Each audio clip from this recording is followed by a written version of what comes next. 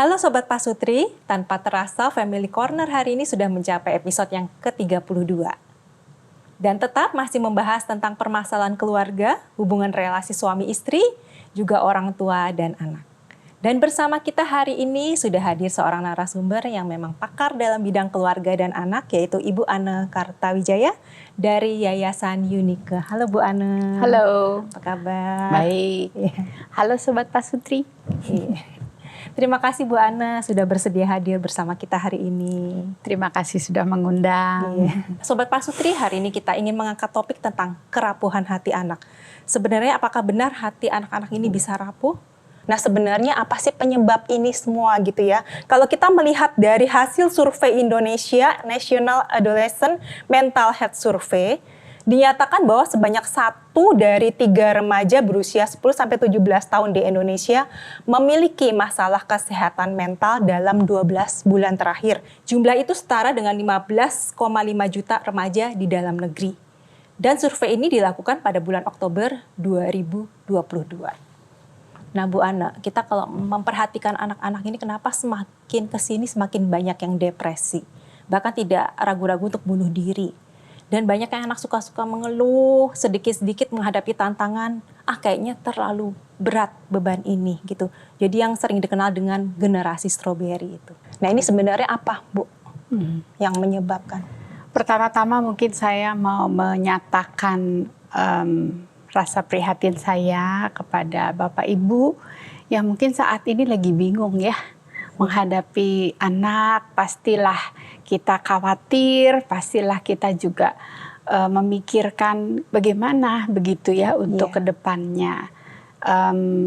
Kalau bicara soal penyebab ya, sebenarnya banyak ya, tetapi memang harus diakui sejak pandemi ini nih ya, mungkin tingkat possibility-nya jadi lebih besar ya karena anak-anak kan banyak di rumah ya. Jadi selain interaksi di dalam keluarga yang terus-menerus, yang biasanya kan kita kalau ada masalah bisa kabur gitu kan ya. Tapi kalau pas lagi lockdown gitu mau kabur kemana ya, mau nggak mau kan dihadapi gitu kan ya. Dan juga kedua mungkin orang tua juga jadi biasanya nggak ngeliat langsung ya problem-problem anak-anak, kelemahan anak-anak, biasanya yang lihat guru kan. Yang pusing guru gitu kan ya. Ini 24 jam di rumah ya Bu. Sekolah lagi kan. Jadi kan orang tua juga jadi ngerasa tekanan juga sebenarnya buat orang tua kan ya. Betul nggak Bapak Ibu? Pasti dulu juga merasakan stres juga ngadepin kesusahan-kesusahan anak ini, kelemahan-kelemahan mereka. Jadi interaksi-interaksi itu saya rasa itu juga menjadi penyebabnya ya di dalam masa pandemi. Belum lagi khususnya remaja nih. Belum lagi mereka yang khususnya anak-anak yang outgoing, anak-anak yang apa namanya, yang sanguin gitu ya, yang suka bergaul, terus gak bisa berteman. Itu tekanan besar. Untuk anak-anak yang melankolis, anak-anak yang senang menyendiri, yang introvert maksud saya. Mungkin mereka mah senang-senang aja. Masih nyaman gitu ya Bu. Masih nyaman. Dan sekarang setelah pandemi nyamannya kelewatan. Jadi udah seneng, udah nyaman online, udah nyaman di rumah. Jadi orang tua kan tarik-tarik keluar gitu kan ya. Nah iya betul, itu seperti ada yang tempat les nih saya tanya. Sudah ada kelas onsite? Belum Bu, karena anak-anak tetap pilih online. Begitu seperti karena itu. udah mulai nyaman, udah adaptasi. Karena manusia itu kan ya, Tuhan menciptakan manusia itu dengan kemampuan adaptasi gitu. Jadi memang setiap perubahan-perubahan di dalam kehidupan masyarakat, dalam dengan masa-masa generasi yang berubah, zaman yang berubah, itu manusia pasti akan adaptasi. Itu sebenarnya kekuatan daripada manusia. Akan tetapi sekarang bagaimana kita menghadapi adaptasi ini. Jadi memang di dalam melihat penyebab ini ada eksternal dan internal deh ya. Jadi secara eksternal mungkin media sosial yang menjadi seringkali jadi kambing hitam utama gara-gara HP, gara-gara gadget. Makanya kan kalau kami membawakan apa-apa pasti orang tua banyak bertanya tentang gadget gitu kan ya. Gara-gara film, gara-gara games gitu ya. Saya sih pikir memang itu bisa ada Berpengaruh gitu. berpengaruh. Jadi dalam penelitian juga ada sih korelasinya gitu ya. Akan tetapi apakah itu menjadi penyebab utama, saya ragu. Itu bukan menjadi penyebab utama, karena bagi saya itu pemicu gitu ya. Media sosial dan sebagainya itu pemicu. Kemudian sistem sekolah. Nah, guru-guru juga banyak yang disalahin.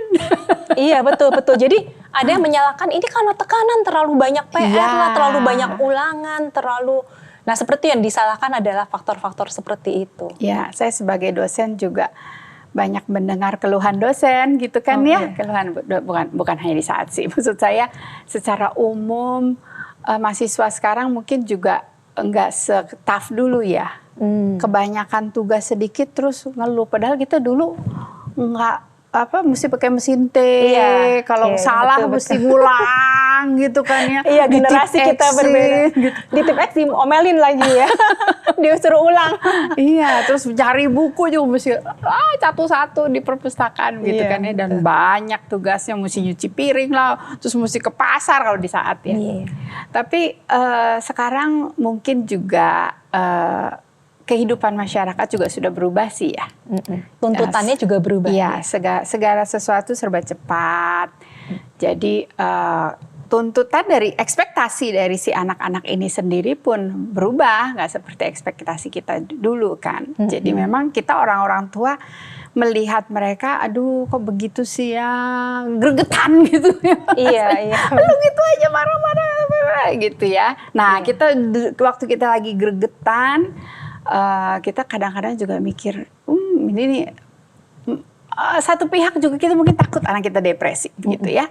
Jadi kadang-kadang orang tua juga akhirnya nyari kambing hitam nih. Ini gara-gara sekolah kali. Emang harus diakui, ada beberapa sekolah yang memang walaupun sekarang udah zaman merdeka belajar, tapi masih membelenggu dirinya.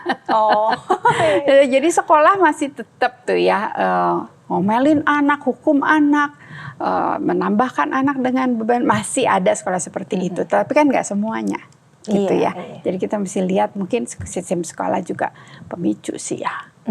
Jadi itu secara eksternal. Tapi sebenarnya ini ya Bu, karena ada pertanyaan, apakah memang anaknya itu aja yang mentalnya kurang kuat gitu. Ada yang seperti itu. Ada mungkin karena ini orang tua juga bisa kan menekan terlalu ini nih, harus prestasi harus bagus dan apa, akhirnya tuh lihat kan anaknya stres ya. Kadang kan perbincangan ibu-ibu seperti itu. Nah yang sebetulnya seperti apa ya Bu? Bisa nggak sih anak itu akhirnya jadi rapuh gitu, jadi mentalnya jadi terkikis, jadi mudah menyerah seperti itu? Iya. Jadi saya lihat tadi kan kita bicara secara eksternal ya. Jadi selain eksternal ya sudah pasti ada hal internal. Pemicu-pemicu bisa ada banyak ya, selain media sosial, sistem sekolah, mungkin kondisi rumah itu juga pemicu tuh ya, eksternal ya. Suasana rumah yang seperti apa begitu. Tetapi secara internal memang setiap anak punya kepribadian kan lain-lain. Ada anak yang modelnya model karet. Jadi karet tuh artinya ditarik dia melar, nggak putus. Ada anak yang model tisu. Kena air dikit hancur gitu ya. Jadi kepribadian anak memang beda-beda. Akan tetapi juga kita lihat bagaimana kita sebagai orang tua mengenali mereka dan juga melihat bahwa sebenarnya yang penting nih ya, kerohanian anak-anak nih. Ya, mau dia karet, mau dia tisu gitu ya. Tapi kalau dia boleh menjadi anak Tuhan dan bisa mengenal Tuhan sebagai kekuatan gitu ya, mereka akan lebih dikuatkan. Seperti memiliki dasar gitu ya. Kan kita bicara soal kerapuhan hati gitu kan ya. Kalau hati anak-anak ini diselimuti gitu ya, diselimuti oleh kasih Allah, justru tekanan-tekanan itu akan membuat mereka lebih tangguh gitu. Ya, jadi memang kerohanian ini juga berpengaruh. Kalau anak-anak juga kerohaniannya lemah begitu ya, kita orang tua mesti lebih concern terhadap itu. Dan yang penting yang mungkin hari ini menjadi tekanan bagi saya, pola asuh. Jadi namanya juga anak-anak ya, anak-anak dan remaja masih ada di dalam rumah kita, masih ada di dalam pengaruh kita lah, begitu ya. Jadi bagaimana kita mengasuh mereka itu juga menjadi penyebab ya, berpengaruh terhadap ketangguhan atau kerapuhan hati anak. Jadi yang bagus tuh sebenarnya pola asuh yang seperti apa, Bu? Ya, begini nih, sebenarnya ya masalah pola asuh ya, kita juga mesti orang tua mengenali diri nih. Ceramah-ceramah parenting kan banyak banget zaman sekarang. Di Instagram aja lihat, oh model-model bisa parenting banyak. kayak begini, banyak macam-macam gitu ya. Tapi kan sebenarnya kita juga mesti mengenali diri orang tua.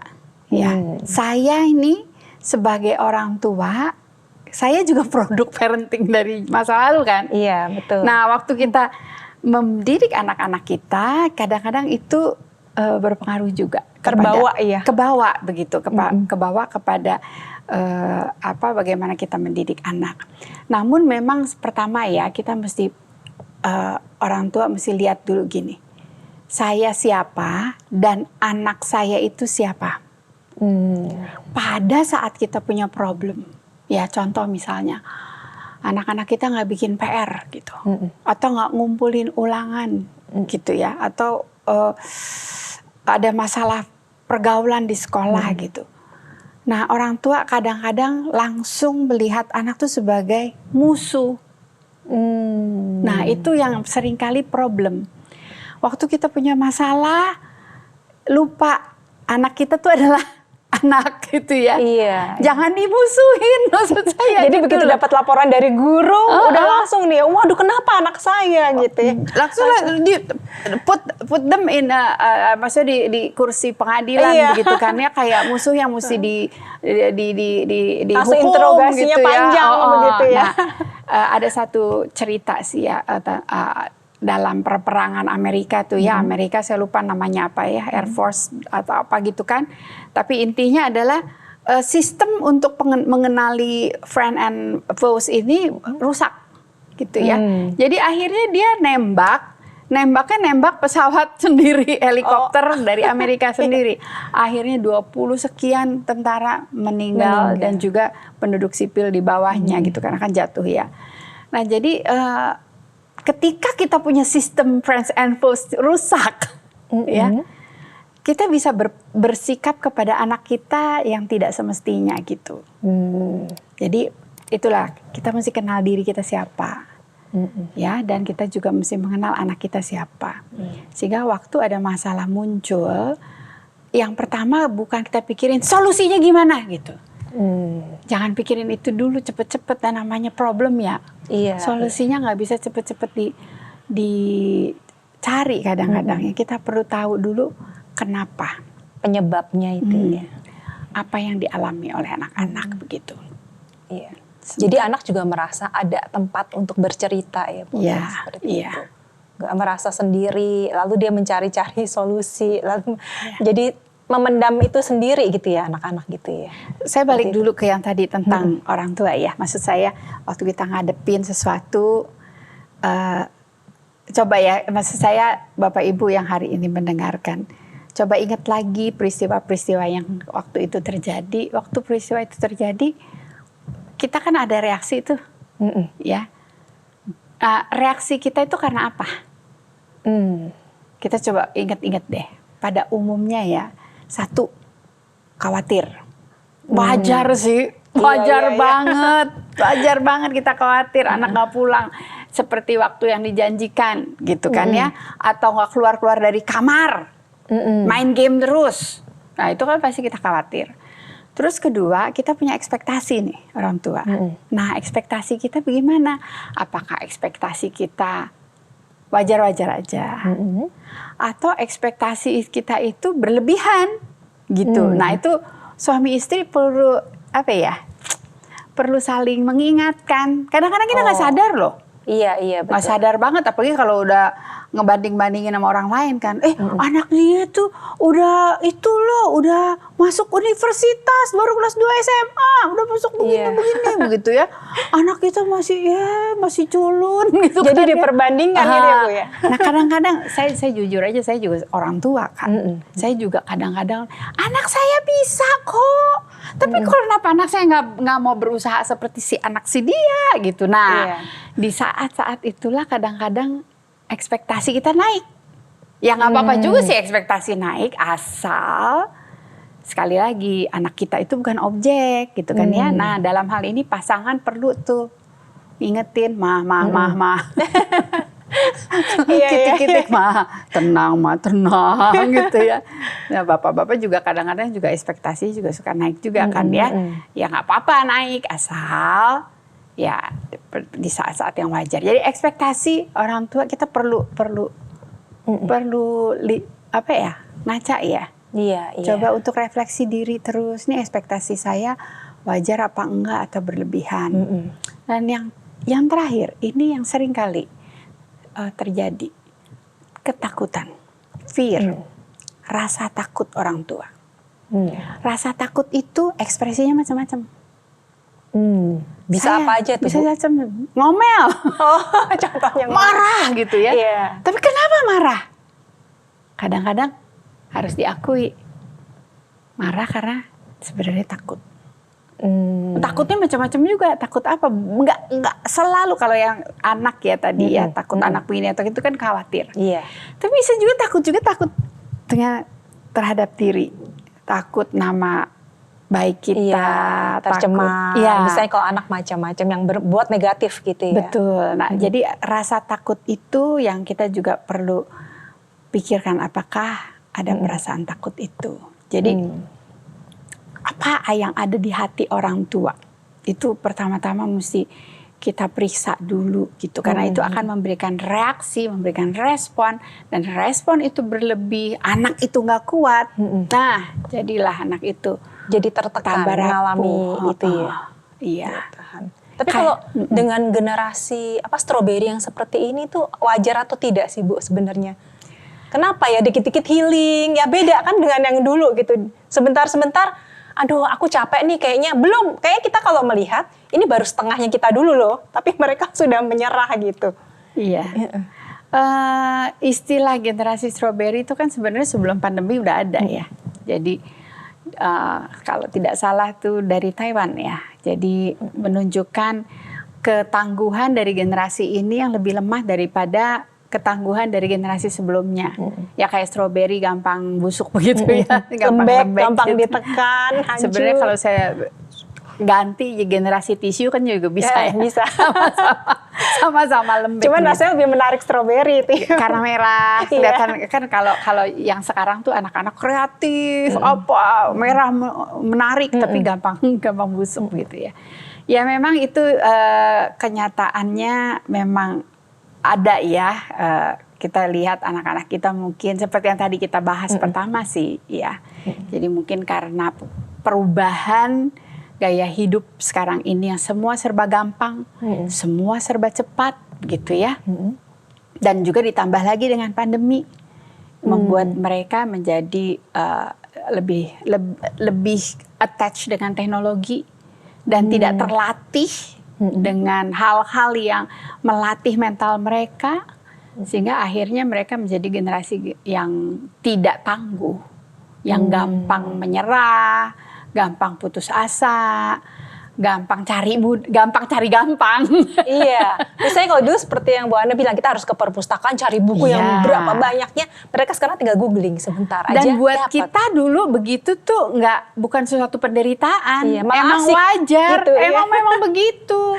Ke pasar mesti naik becak. Becek-becek itu biasa. Kalau sekarang kan semuanya online. Kalau disuruh ke pasar, keringetan apa segala, ya udah pastilah mereka menganggap itu sebagai sesuatu penderitaan gitu ya. Iya, dan keponakan saya masih SD ya. Kemarin lewat ke pasar langsung begini, bau, gitu ya mungkin ya, karena kan kita juga pakai semuanya semprot anti bau. Iya, dan padahal kan cewek gitu ya, seharusnya dari kecil memang kita didik ke pasar seperti itu. Nah, jadi balik lagi tadi ya ke pola asuh. Saya pikir begini, sebenarnya kan generasi itu kan kenapa disebut generasi? Karena sebagian besar dari masyarakat itu arahnya ke sana, gitu ya. Jadi kalau sebagian besar dari masyarakat tidak kuat dengan kehidupan yang sulit, maka dikatakan generasi strawberry. Tapi kan nggak harus kita itu menjadi ikut serta di dalam apa sih namanya istilahnya ya, di label-label tersebut gitu ya. Kita bisa saja membangun komunitas yang mungkin nggak setangguh besi saya, Iya. tapi lumayan lah strawberry yang lebih kuat gitu ya, yang lebih tahan, Yang lebih besar gitu. yang lebih besar dan lebih nggak gampang busuk Yang garing gitu ya. gitu. Tetap menarik, tetap kreatif gitu. Ya saya merasa orang tua juga perlu dibantu gitu ya. Nah kita kan bicara dalam konteks gereja nih ya. Iya. Nah jadi kalau gereja bisa membangun komunitas orang tua, pasutri-pasutri ya, yang bisa sama-sama gitu membesarkan anak-anak yang mungkin mempunyai gaya hidup dan nilai-nilai yang agak berbeda dengan masyarakat pada umumnya. Yang ini yang kami juga perjuangkan sih di Yayasan Unike. Kami Jadi sadar. membangun komunitas gitu ya, Bu Ana. Dan bisa saling sharing ya antara pasutri satu dengan pasutri lain gitu. Bukannya saling membandingkan dan kemudian saya lebih baik dari kamu, enggak. Iya. Tapi tumbuh sama-sama nih. Iya, gitu jadi ya. bisa saling membangun gitu kan, Iya. bisa saling Contoh yang kami lakukan misalnya ya, tahun ini kelompok-kelompok pasutri kami, kelompok keluarga ya, bersama dengan anak-anaknya, mereka pergi misi gitu, karena kan kami 25 tahun. Pergi misi. Nah waktu lagi misi ini kan orang tua mesti nyiapin. Misalnya nggak ada air anget mandi. Oh iya. Misalnya kan. Iya. Terus perjalanan panas-panas gitu ya. Makanan. Kalau di sini kita di rumah kan enak, tinggal Gojek, GoFood ya. Tapi kan kalau lagi pergi misi, apa yang disediakan itu harus dimakan. Kalaupun itu nasinya keras, kalaupun itu tempenya juga kurang asin barangkali gitu ya. Tapi harus dimakan. Kadang ikan pun tanpa bumbu, mungkin hanya dipanggang. Nah, tapi kan ini nggak bisa cuma sekali 2 kali sih sebenarnya. Jadi perlu komunitas ini, yuk kita pergi bareng-bareng. Karena dengan pergi bareng-bareng itu, anak-anak itu punya teman. Iya, Gitu. dan bagus sekali ya belajar untuk lebih lebih kuat lagi, belajar lebih hal-hal baru yang tidak biasanya sehari-hari tidak nyaman gitu. Tapi dengan demikian orang tua jadi punya support gitu loh. Iya, nggak sendiri aja. Jadi harus bersama anak-anak ya, satu keluarga gitu. Jadi maksud saya tuh dalam menghadapi generasi strawberry, maksudnya tren ya, tren generasi strawberry ya kita perlu perangi. Kita perlu perangi gitu. Perangi dengan apa? Dengan gaya hidup berkeluarga kita juga kita tata gitu kan. Suami istri perlu sepakat. Nah ini yang susah. Nah kalau dalam hal seperti itu kan anak pasti nggak nyaman tuh Bu. Kita Apa kan nggak ada makanan nih, nggak ada wifi. Nah itu gimana tuh menangani mereka keluhan-keluhan itu? Nah justru kalau nggak disiapkan, komunitas ini cuman yuk kita pergi cuma pergi gitu ya itu agak susah. Tapi kalau komunitas ini memang udah tumbuh bersama-sama gitu ya, latihan sama-sama, kan di sini juga ada pasutri kan ya. Anak-anak juga main sama-sama, udah dilatih begitu. Anak-anak dilatih untuk nih ya. Kesulitan dari generasi strawberry itu kan nggak bisa dengar kata tidak. Kalau dengar kata tidak tuh kayaknya apa sih gitu ya? Kok nggak boleh sih gitu? Iya kan? Terus wah hidup terus susah gitu ya. Nah ini yang mesti dilatih dari kecil kan? Iya. Waktu orang tua misalnya mengatakan no itu untuk kebaikan kamu, ngerti bahwa kata tidak itu bisa maksudnya bermaksud dengan tujuan, dengan maksud yang baik gitu. Nah dari kecil anak-anak dilatih begitu tuh, sehingga pada saat sudah besar dia pergi sama-sama, nggak ada wifi itu kan tidak ada wifi nggak ada. Oh ya nggak apa-apa nanti ya. Oke. Tapi kalau nggak dilatih, ada wifi nggak ada. Wah, ada wifi pulang. Iya betul. Jadi memang orang tuh harus susah-susah dulu ya dari kecil bawa Iya. anak. Jadi terbiasa ya. Kalau sudah besar rasanya lebih sulit ya Bu Ana ya. Betul. Untuk Iya, membawa walaupun anak-anak bukan seperti berarti nggak bisa, tapi memang lebih Tantangannya lebih besar. Kita Dan- mau melatih anak seperti itu ya. dan orang tua juga nggak bisa maksa ya. Kalau masih kecil kan masih bisa kita gendong, Iya, kita lebih harus. Nah, kalau udah gede harus wah. Nah tadi saya masuk orang tua perlu sepakat suami istri dalam hal ini. Nah ini yang menurut saya yang seringkali menjadi penyebab utama depresi yang berlebihan sampai ada yang mau bunuh diri dan sebagainya macam. Itu sangat erat hubungannya dengan relasi suami istri, papa mama. Iya. Bagi anak-anak, papa mama itu payung yang melindungi. Jadi kalau payungnya baik, mereka aman di bawahnya. Mereka nyaman gitu Nyaman. Waktu mereka nyaman dan merasa aman, kayak enggak kayak tisu jadinya gitu. Karena kan terus ya kalau kita bikin apa ya, mungkin bikin kue kali ya. Ya, kalau kita bikin kue, kita roti ya, kita ulenin gitu kan ya, makin lama makin lembut dan kenyal gitu ya. Tapi kalau itu roti kita nggak ulenin, bercak-bercakan. Iya. Kemana Nggak bakal jadi nggak gitu. jadi gitu ya. Jadi ketika anak-anak merasa nyaman di bawah payung papa mama, mereka akan menjadi lebih aman gitu. Tapi kalau payungnya bolong-bolong, Rusak gitu ya misalnya. nah itu mereka jadi nggak insecure. Nah insecure inilah yang membuat anak mudah sekali merasa harga dirinya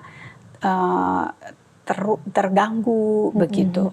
Merasa Percaya dirinya- dirinya juga jadi hilang gitu ya. Kenapa orang merasa nggak berguna? Karena mungkin di dalam rumah mereka tidak ditanamkan bahwa kamu memang berguna gitu. Merasa nggak berguna karena apa? Mungkin terus-menerus dilayani. Mereka sendiri tidak melakukan sesuatu yang bisa orang bilang, thank you ya, kamu udah bantu saya. Thank you lah, thank you sudah dibantu. Itu kan membuat orang merasa, oh saya berguna. Tapi kalau dari kecil segala sesuatu dilayanin, nggak bilang thank you lagi. Nggak dilatih untuk thank you gitu. Ya jadi itu yang saya maksud dengan pola asuh. Pola asuh seperti itu Dan ya. hubungan suami istri. Jadi itu sangat berpengaruh sekali ya Bu, yang orang tua ini relasinya mereka berdua. Jadi kalau sampai ada yang rusak harus segera diperbaiki supaya anak-anak tidak terdampak ya. Jangan nyesel nanti. Pay now then pay later. Jadi, Kadang gini ya, hubungan suami istri ini kalau sampai sudah rusak nih Bu, mereka kan pasti ya mengarah ke divorce lah seperti itu, begitu ya. Nah itu kan memang saya lihat beberapa kasus itu sangat melukai anak-anak mereka. Tapi sebenarnya betul nggak sih Bu kalau ada orang bilang, saya mau bercerai karena ini kita udah nggak cocok gitu ya istilahnya. Jadi daripada malah membuat anak-anak terluka. Nah seperti itu betul nggak Bu sebenarnya? Jadi sebenarnya waktu kita bilang generasi strawberry, kita kan lihatnya anak-anak nih. Papa mamanya strawberry nggak? Jangan-jangan papa mamanya juga strawberry. Iya. Gampang mengeluh ya dalam pernikahan, gampang bilang nggak cocok ya. Ya mungkin saudara-saudara ada yang bilang, Ibu Ana bilang gampang nggak cocok, emang nggak cocok gitu ya misalnya. Ya memang saya harus akui ada pernikahan yang sulit. Ya harus saya akui itu. Namun gini, kita tuh pernikahan kita kan pernikahan di dalam Kristus ya. Saya banyak melihat pernikahan-pernikahan yang sulit tetapi yang menguduskan. Pernikahan-pernikahan yang sulit yang dikerjakan dengan air mata sih ya, doa, air mata, perjuangan begitu ya. Enggak sempurna lah, tetapi di mana suami atau istri terus berusaha untuk setia sama firman Tuhan, terus setia untuk tidak cepat-cepat divorce gitu ya, walaupun nggak bisa sebahagia yang lain gitu ya, tetapi mesti ingat, anak-anak nontonin kita. Iya betul. Anak-anak liatin kita. Waktu dia lihat mamanya susah, tapi mamanya tetap bertahan, mamanya tetap setia. Itulah pendidikan untuk anak-anak menjadi generasi yang tangguh. Iya betul, untuk masa depan keluarga mereka nanti. Betul. Itu ya. Gitu. Jadi yang saya bilang pasangan suami istri itu bukan berarti saudara-saudara bilang wah nggak bisa dah anak saya udah pasti strawberry lah karena pernikahan kami nggak ideal gitu ya. Nggak, bukan begitu. Ya jadi memang mungkin pernikahan Bapak Ibu, saudara-saudara nggak ideal. Tetapi gimana kita menghadapinya dengan iman, ya, dengan ketangguhan, bersandar sama Tuhan. Anak-anak nontonin, saudara itu jangan lupa deh. Anak-anak nontonin, liatin, dan itu adalah mata pelajaran yang paling penting dalam hidup mereka. Iya. Mereka lihat bagaimana orang tua menghadapi kehidupan yang sulit. Itu yang membuat mereka belajar. Gini ya, saya tetap nggak menutup kemungkinan anak-anak kita ada yang pernah coba bunuh diri. Ya, di dalam masa-masa seperti itu, kita sebagai orang tua udah pastilah hancur hatinya, udah pasti gitu ya. Tetapi bukan berarti itu the end of everything. Saya banyak mendengar juga ya keluarga-keluarga yang mengalami itu, tetapi justru setelah mereka melalui itu ya masa-masa yang berat itu, mereka mengalami pertolongan Tuhan dan menjadi keluarga yang ya sekali lagi saudara nggak sempurna, nggak ideal, tapi mengalami Tuhan di dalamnya, bisa ngeliat tuh, aduh kalau bukan karena Tuhan itu anak mati gitu ya. Namanya nyoba bunuh diri ya. Ya tapi bisa melihat oh Tuhan masih memberikan kesempatan anak ini untuk hidup. Artinya apa? Artinya Tuhan masih kasih space, kasih kita kesempatan untuk berjuang lagi bersama-sama dengan anak yang mungkin udah dewasa. Iya betul. Ya ada beberapa dari antara kita mungkin anak-anak kita udah kena schizofren, mesti makan obat begitu ya. Ya saya juga mengalami, maksudnya menghadapi anak-anak seperti itu, tetapi melihat bagaimana ada perjuangan dan di dalam perjuangan itu banyak sekali melihat kesetiaan, kebaikan Tuhan. Kadang-kadang Tuhan pakai orang yang kita nggak kenal untuk menolong anak-anak kita, gitu. Jadi kita sebagai orang tua juga tangguh ya. Tapi kalau untuk orang tua sendiri yang mungkin menghadapi nih anaknya depresi gitu ya, apa yang harus dilakukan Bu? Ya kitanya jangan ikut depresi. Itu yang pertama ya Bu. Yang pertama-tama cari pertolongan sih. Harus ya? Harus cari pertolongan. Mungkin ke psikiater atau apa? Jangan malu. Ya jangan malah disembunyikan ya bahwa anak saya seperti ini. Betul. Jadi merasa kayak, oh ntar orang lain menjudge saya nih karena anak saya seperti ini. Jangan malu. Karena anak-anak juga membutuhkan pertolongan gitu. Dan kita juga butuh pertolongan loh. Iya, betul. Kita juga butuh pertolongan. Maksudnya kita juga ada batasnya gitu ya. Apalagi kalau misalnya ya, misal Bapak Ibu ya, pasangan nggak sejalan gitu ya. Anda sangat butuh pertolongan. Pertolongan dari psikiater mungkin. Pertolongan dan orang dari tua konselor. perlu dibantu juga nggak untuk pendampingan terhadap si anak ini? Iya, perlu. Perlu ya, Perlu tetap banget. ada ya Bu ya? Perlu banget. Dan saat-saat ini saya rasa banyak sekali yang memang membutuhkan. Nah itu dia saya bilang kalau ada komunitas ya, karena jumlah konselor kan terbatas. Iya betul. Ke psikiater juga gitu mesti ngantri gitu kan. Nah jadi kalau ada komunitas itu sangat menolong. Sangat menolong. Saya di dalam masa-masa pandemi, saya juga melihat banyak sekali keluarga-keluarga yang tertolong oleh komunitas. Sahabatnya, sahabat anaknya, begitu. Jadi jangan menyendiri, intinya gitu tuh. Iya. Jangan menyendiri. Iya. Apalagi kalau strawberry udah lembek terus sendiri, udahlah. Jadi orang tua harus bisa mengorbankan waktu ya, mungkin dari kesibukannya, dari apapun gitu ya, demi untuk anak ini ya. Bu. Menolong anak ini, mendampingi. Dan yang terutama mungkin seperti yang Bu Ana bilang, firman Tuhan itu ya, yang harus ada dalam. Gini nih, kalau buat anak yang agak dewasa ya, ada istilah itu, ada istilah religiosity stress. Ya. Seperti apa tuh Bu? Jadi maksudnya gini, ya firman Tuhan kan kita udah, apalagi udah di lingkungan gereja, mereka udah dengar firman Tuhan. Waktu kita menyampaikan firman Tuhan tuh mesti bijaksananya tuh ya, jangan sampai firman Tuhan kayak buat ngegebukin anak. Oh iya. Anak-anak aduh dikotbahin lagi. Aduh di gereja dikotbahin lagi, terus di rumah dikotbahin lagi gitu ya. Yang anak-anak perlu adalah sesuatu yang real, yang nyata. Firman Tuhan yang dihidupi, ya, perkataan-perkataan yang dinafaskan oleh firman Tuhan dari orang tua. Mungkin nggak jelas-jelas ayat kita sebutin gitu ya. Betul. Tapi bagaimana sikap kita, khususnya untuk anak dewasa sih. Mereka butuh autentisitas dari orang tua. Jadi kalau melihat contoh yang real dari orang tua itu yang lebih nyata ya Bu ya. Kadang-kadang kita cuman diem aja di deket si anak gitu ya. Lagi depresi misalnya, kita diem aja deket anak. Nggak ngomong apa-apa, nggak ngomong. Cuman kita perhatian sama dia. Kita menunjukkan kita mengasihi dia gitu ya. Dan nggak usah, kenapa kamu begini? Kenapa itu tambah stres, tambah pusing gitu ya. Tapi mendampingi, peluk gitu ya. Mungkin bikinin makanan yang dia suka gitu ya.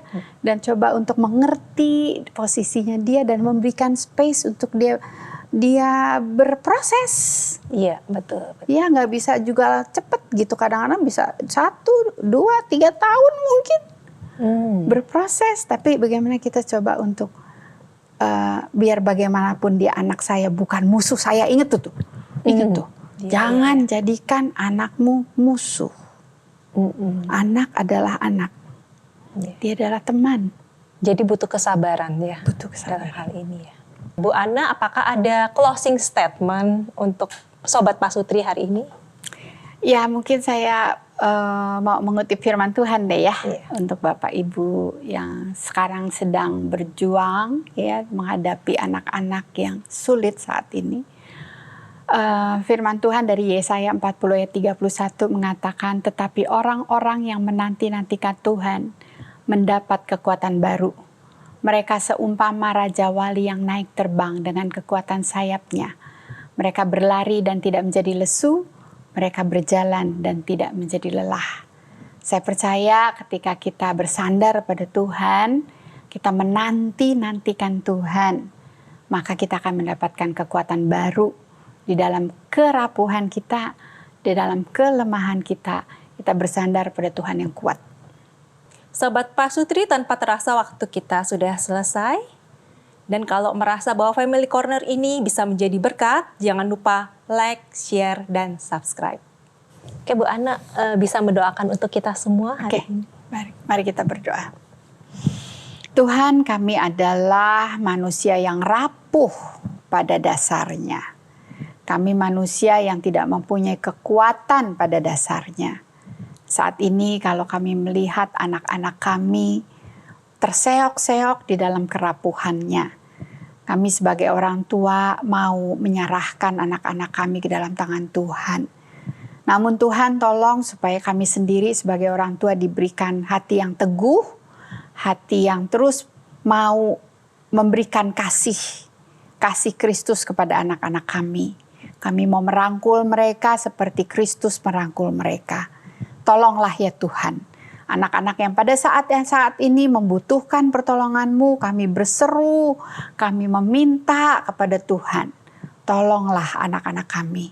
Dan tolong perkawinan yang mungkin saat ini juga rapuh, kami mohon Tuhan berikan kepada kami kesempatan untuk memulai lagi yang baru. Di dalam nama Tuhan Yesus kami berdoa. Amin. Amin.